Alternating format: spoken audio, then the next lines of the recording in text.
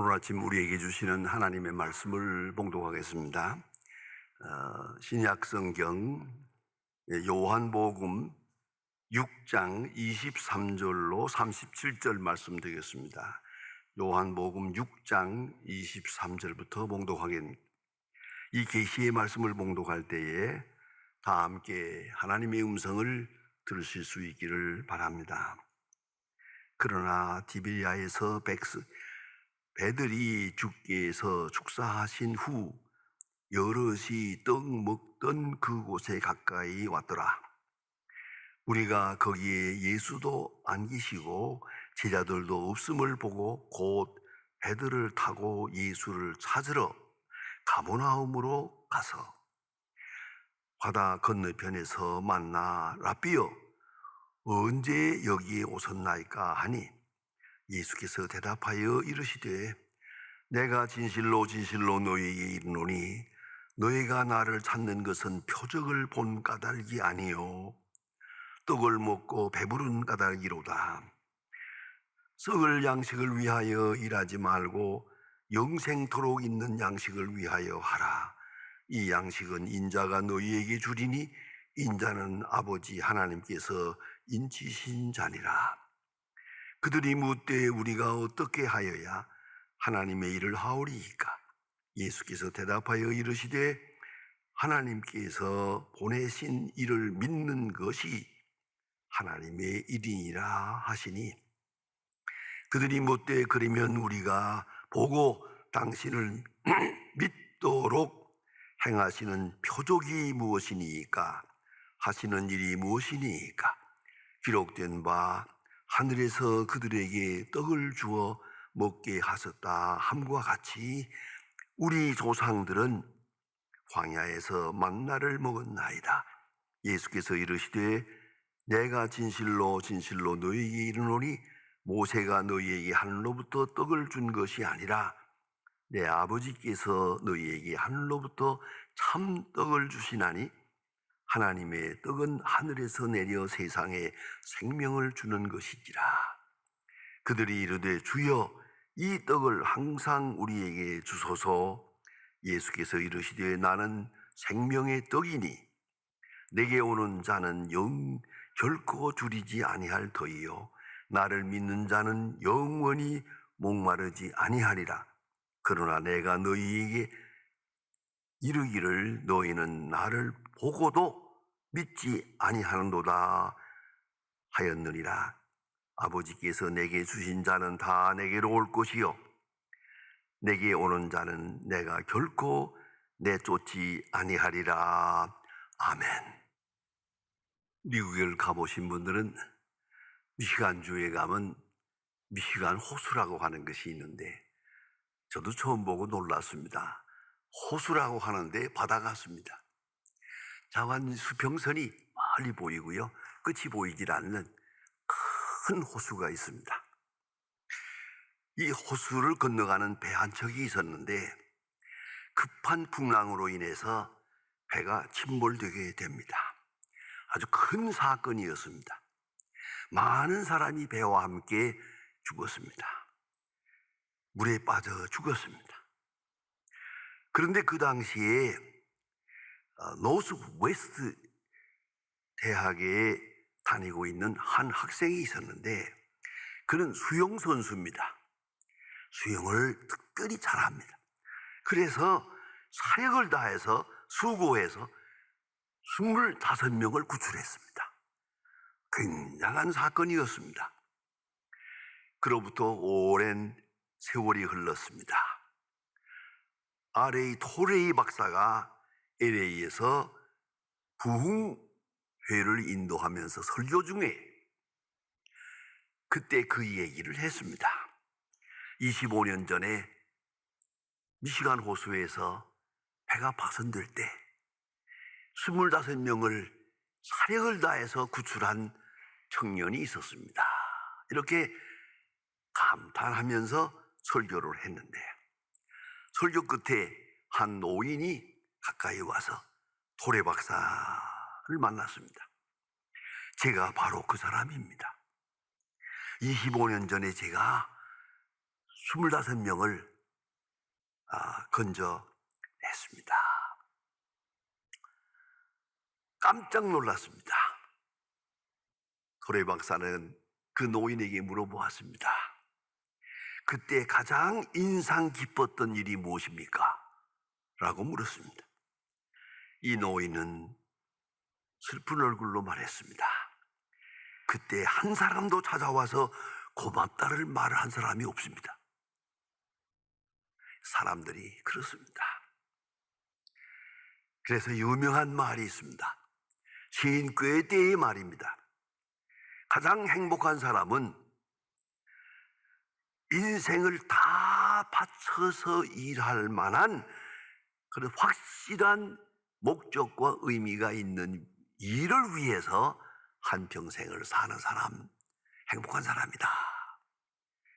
그리고 아무 보답도 바라지 않는 사람, 어떤 선한 일을 하고도 아무 보답도 받지 않는 그 사람이 행복한 사람이다. 왜요? 보답을 바라는 순간 의미가 없어지고 절망하게 되고 낙심하게 되니까요. 내가 지금 뭘 했는가 하는 허무감에 빠지게 되기 때문입니다. 본문 26절은 우리에게 깊은 감동을 줍니다. 예수님께서 하시는 말씀입니다. 너희가 나를 찾는 것은 표적을 본 까닭이 아니요 떡을 먹고 배부른 까닭이로다. 예수님께서 5,000명을 먹였습니다. 떡 5덩이와 물고기 2마리로 5,000명을 먹이는 엄청난 기적을 했습니다. 사람들이 많이 모였습니다. 계속 예수님을 따라다닙니다. 오늘 본문에서 보니까 이리 가면 이리 따라오고 가버나움에 가면 가버나움으로 따라오고 배를 타고 따라다니고 걸어서 따라다니고 예수님을 이렇게 많은 사람들이 따라다녔는데 예수님 이에 대하여 좀 서글픈 말씀을 하십니다. 너희가 나를 찾는 것은 표적을 본 까닭이 아니요 떡을 먹고 배부른 까닭이로다. 또 떡을 먹기 위한 또 그 기적을 바라고 또 그 희한한 일들을 보기 위해서 이렇게 따라다녔다. 조욱이 좀 서글플 같은 그런 이야기가 있습니다. 하나님의 말씀, 이건 계시적인 말씀입니다. 하나님의 말씀을 우리는 귀로 듣습니다. 마음으로 감동합니다.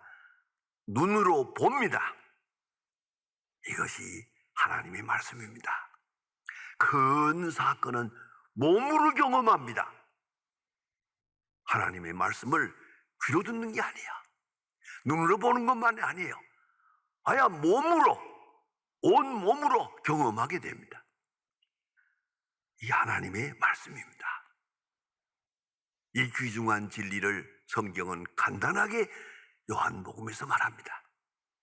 홀로 쌀세긴에도 하나님의 말씀이 육신이 되었다. 쌀세긴에도 말씀이 육신이 되었다. 그리고 우리 가운데 거하시다. 귀중한 말씀입니다. 그런 거로 듣는 믿음이 필요합니다. 그 수준에서 하나님의 말씀을 듣게 될 것입니다. 하나님의 말씀으로 충만합니다. 그러나 예수님 말씀대로 귀 있는 자는 들을지어다. 들을 귀 있는 자는 들을지어다. 들을 귀가 있는 자는 듣습니다. 귀가 없는 자는 못 듣습니다. 볼 수 있는 눈이 있는 자는 봅니다. 볼 수 있는 눈을 가지지 못한 사람은 엄청난 사건 속에 살면서도 못 봅니다. 보아야 할 것을 못 본다는 말씀이옵니다. 이 성경 말씀에 그 기록하는 그 과정에서 신학적으로 대단히 중요한 그 관계를 읽을 수가 있습니다. 예수님께서 똑같은 일을 하신 겁니다. 5,000명을 먹이고 물으로 걸어가시고 바다를 고요하게 하시고 병자를 고치시고 사건이 있잖아요. 사건은 똑같은 건데 그 사건에 대한 기록은 다릅니다. 마태, 마가, 누가를 우리가 흔히 말하기를 공관복음이라고 합니다. 공관복음에서는 언제나 테라스라고 말합니다. 기적이라고. 장님이 눈을 뜨는 것을 보고 이건 기적이다. 죽은 자를 살리는 것을 보고 기적이다. 풍랑을 고요하게 하는 것을 보고 기적이다. 왜? 우리 상식 밖의 일이다. 우리가 알 수 있는 게 아니다. 이건 신비로운 것이다. 우리가 일상적으로 볼 수 있는 그런 이성으로 이해할 수 있는 세계가 아니다. 그래서 기적이라고 합니다. 테라스. 그 기록이 되세요. 기적, 이적 이렇게 기록했습니다. 테라스라고요. 그렇습니다. 하나님께서 하시는 일은 하나님 편으로 볼 때는 다 평범한 일입니다. 그러나 사람들이 볼 때는 놀라운 일입니다. 아니 그렇습니까? 하나님이 하시는 일, 하나님 편에서는 보통 일이죠. 평범한 일이죠. 그러나 우리 이해가 부족한 우리 인간의 눈으로 볼 때는 그건 다 기적인. 왜? 우리 상식으로 이해가 안 되니까. 우리 상식 밖의 일이니까. 우리는 알 수 없는 세계니까. 그때 하는 말이 이적이다, 테라스, 놀랍다, 원더, 기적, 미라클 이런 말로 표현을 합니다. 그런데 다시 마태복음에 보면은 간혹 기적을 보고 두나미스라고 말합니다. 다이나믹, 하나님의 능력이다. 그들은 신앙적으로 보았습니다. 이 사건이 하나님의 일이다. 이 문둥병자를 고치는 일이 하나님의 일이다. 바다를 고요하게 하는 일이 하나님이 하시는 일이다 생각해서 두나미스, 다이나믹, 하나님의 능력이다. 하나님의 능력이 여기 나타났다라고 생각을 합니다. 그런데 아주 놀랍게도 마태, 마가, 누가, 요한 다 기록된 다음에 맨 마지막에 신약 성경 중에 맨 마지막에 기록된 것이 요한복음입니다. 요한복음에는 다릅니다. 똑같은 사건입니다. 바다를 고요하게 하고 문둥자를 고치고 죽은 자를 살리고 한 이 모든 이적 기사에 대해서 요한복음은 딱 바꿉니다. 표적이라고 합니다. 세메온, 표적. 영어로 말하면 사인이라는 말입니다. 사인, 표적. 대단히 중요한 의미가 있습니다. 같은 사건입니다. 이걸 기적으로 보느냐, 능력으로 보느냐, 표적으로 보느냐 하는 겁니다. 여기에 신학적인 대단히 중요한 문제가 있습니다. 특별히 다시 요한복음에서 건너가서 사도행전으로 넘어갑니다. 사도행전에는 전부 표적이라고 했습니다. 그건 이적이 아니야, 표적이야. 표적적인 이해, 신학적인 이해를 말하고 있습니다. 이해의 깊이를 더한 것입니다. 여러분, 이걸 잊지 말아야 합니다. 믿음의 질적 향상을 말합니다. 성령 받을 때 성령 안에서 비로소 이 사건을 이해합니다. 그러고 나니까 기적이 아니에요. 능력도 아니에요. 표적이에요. 왜요? 하나님은 이 사건을 통해서 말씀하고 계세요. 그 속에 설교가 있어요. 내게 향한 확실한 하나님의 경륜과 하나님의 사역함이 있어요. 하나님의 사역이, 하나님의 손길이 있다는 말입니다.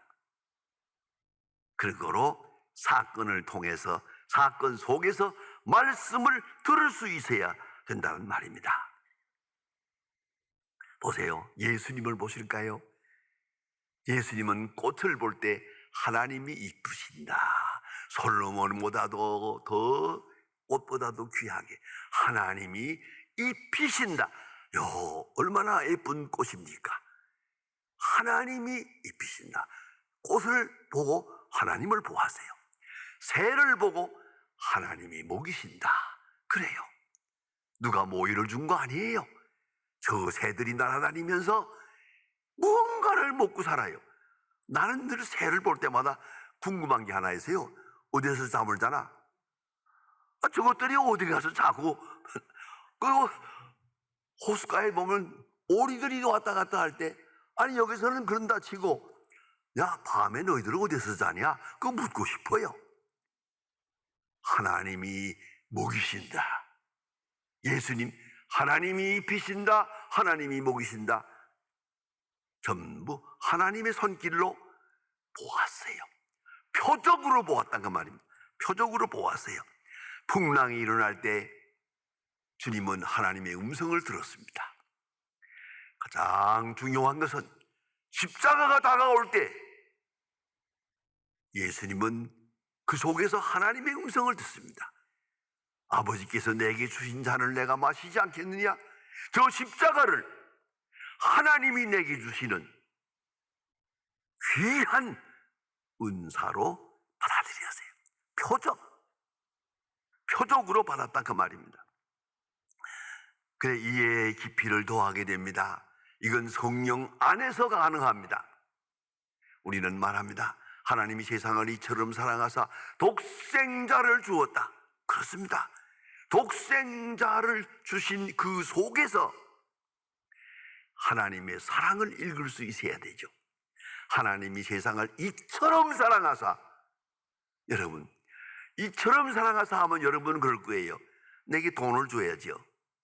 내 병이 나야죠. 아니요. 성경은 말합니다. 독생자를 주어서 저 십자가에 못 박아서 부활하셔서 우리에게 영생을 약속해 주십니다. 독생자 예수님을 바라볼 때 이건 표적입니다. 그 속에 엄청난 역사적 사건 속에 하나님의 음성이 있습니다. 하나님의 진리가 그 속에 새겨 있습니다. 읽을 줄 알아야 합니다. 들을 줄 알아야 합니다. 감격할 줄 알아야 합니다. 그리고 헌신할 줄 알아야 한다는 말입니다. 사건은 표적입니다. 사건은 다 하나님의 말씀입니다. 여기서 믿음을 주십니다. 믿음이 있는 자만 알 수 있습니다. 믿음이란 뭡니까? 사건에 대한 확실한 이해를 말합니다. 믿는 자로 볼 때는 말씀입니다. 저 속에서 말씀이 들려옵니다. 내게 향한 하나님의 말씀이 내가 너를 사랑한다 말씀이 들려옵니다. 그래서 유명한 칼 바르트는 그런 말을 했습니다. 한 손에 성경, 한 손에 신문 이런 얘기를 했습니다. 여러분 신문을 보십니까? 성경을 보고 신문을 보세요. 성경을 보고 신문을 보면 신문을 쭉 보는다. 이 속에서 하나님의 음성을 들어야 됩니다. 이 사건 하나하나에서 하나님의 역사를 보아야 됩니다. 이것이 예수 믿는 사람이요. 표적을 아는 사람이요. 표적을 보는 사람이요. 떡을 먹고 배부르다고 해서 떡만 찾아가고 또 떡을 원하는 이런 미련한 인간이 되어서는 안 되죠. 아닙니다. 우리는 떡을 먹는 순간 이것이 영생의 떡이요. 오늘 예수님 누누이 말씀하십니다. 내가 생명의 떡이다. 내게 오는 자는 결코 줄이지 않으려 할 터이고 내가 물리시지 아니하리라고 말씀합니다. 좀 더 깊이 생각해 봅시다. 모든 사건 속에서 하나님은 말씀하십니다.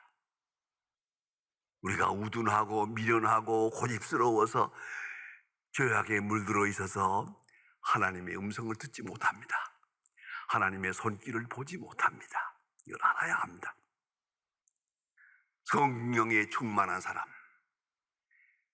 표적을 읽을 줄 아는 사람, 이 속에 다 표적이 있습니다. 더구나 요새 우리는 여러 가지 문제를 통해서 하나님의 음성을 듣고 있습니다. 인간들이 재주가 있고 능력이 있고 뭐라고 가지고 저는 신문을 볼 때마다 한 가지 혼자서 웃는 게 있어요. 요새 코로나 때문에 복잡하잖아요. 그러면 전문가가 어디 있어요? 전문가처럼 맹랑한 사람들이 없어요. 뭘 안다고 전문가예요? 생각해 보세요. 하나님이 하시는 일로 받아들이지를 못하고 기껏 한다는 소리가 전문가가 그 이 모양 아닙니까? 우리는 분명히 하나님의 손길을 보아야 돼요.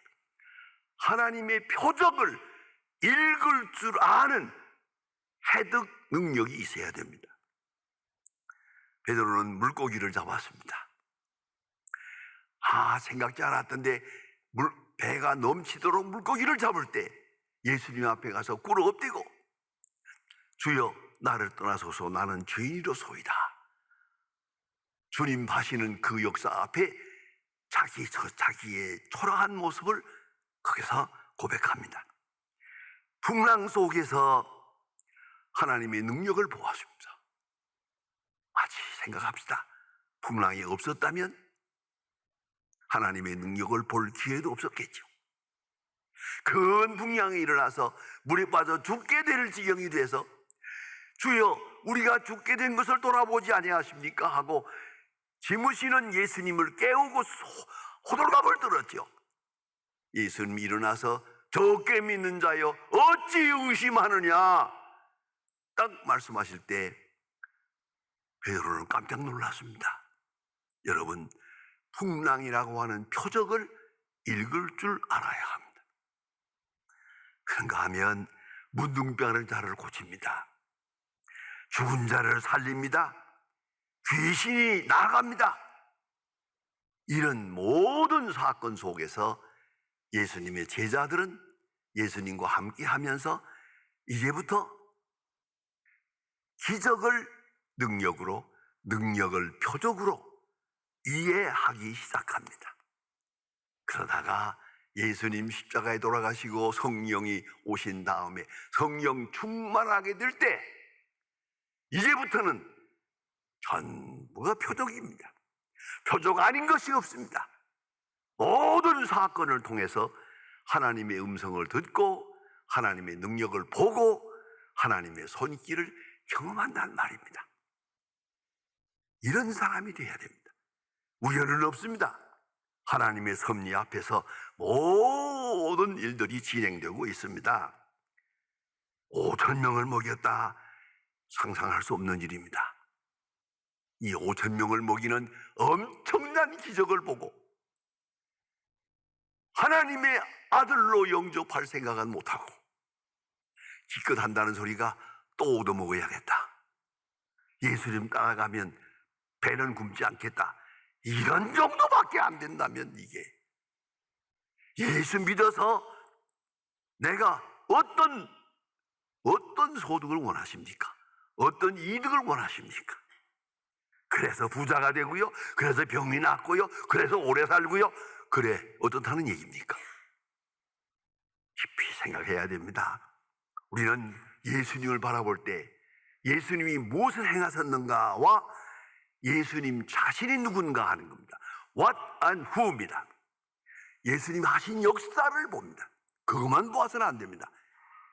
그가 누군가 그쪽으로 생각을 돌려야 합니다. 그럴 때에 표적을 읽을 수 있습니다. 하나님이 하시는 일이요, 하나님의 사랑의 계시요, 하나님의 구속함의 역사요, 놀라운 기적을 보게 됩니다. 이적과 능력, 이제 표적으로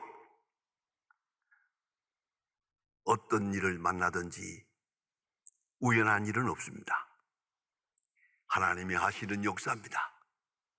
그 속에서 하나님의 음성을 듣고 하나님의 표적을 보고 하나님의 표적을 읽고 나아가서 하나님의 사랑의 손길을, 하나님의 구속의 능력을 경험해야 될 수 있습니다. 오늘도 주님은 말씀하십니다. 내가 혼란을 당하나 담대하라. 내가 세상을 이겼노라. 볼지어다 내가 세상 끝날까지 너희와 항상 함께 있느니라. 표적을 보고 놀라지만 말고 표적을 통해서 주의 사랑하는 음성, 강한 음성, 확실한 음성을 새롭게 듣고 느끼고 감격하고 응답하는 그런 신앙생활이 되어야 할 것입니다. 기도하십시다. 이 프로그램은 여러분의 미디어 선교 후원으로 제작되었습니다. 선교는 사명, 후원은 동역. 당신도 복음을 전할 수 있습니다. 선교 후원 02-6333-1003번